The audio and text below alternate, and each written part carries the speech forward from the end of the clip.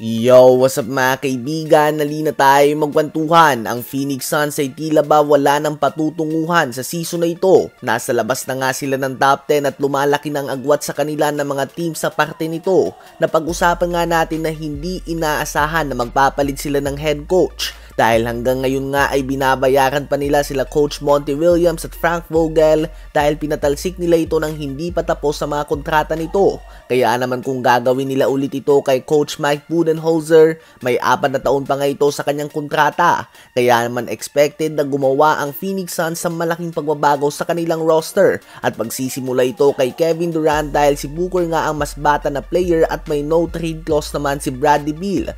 Bukod sa Dallas Mavericks, isang team na nakaabang sa availability ni KD ay ang Houston Rockets. Si KD ay may deep connection sa Texas dahil dito nga siya nagkolehiyo at may enough assets naman ang Houston Rockets to make this trade happen. Susubukan nga ng Houston Rockets ngayong season na mag-compete sa playoffs gamit ang kanilang young core lineup. Subalit kapag nakita nila na nagkulang sila sa experience, most likely ay kukuha sila ng veteran star to lead this young team. At posibleng si Jalen Green ang main player na iikutan ng trade package dahil ang mas napupusuan na din ng Houston Rockets si Amen Thompson. Mas complete player din ito at consistent ang impact kahit na hindi gumagawa ng puntos. Eventually ay kailangan bitawan ng Rockets ang ilan sa kanilang mga young players sa dahilan na magtatapos na ang mga rookie contract nito at aangat nga ang kanilang mga sahod. At kapag nangyari ito ay hindi na nila ito mababayaran lahat. Bukod na lang nga kung mag-take ito ng malaking pay cut which is very unlikely mula sa mga players sa bata pa at nag-iipon pa.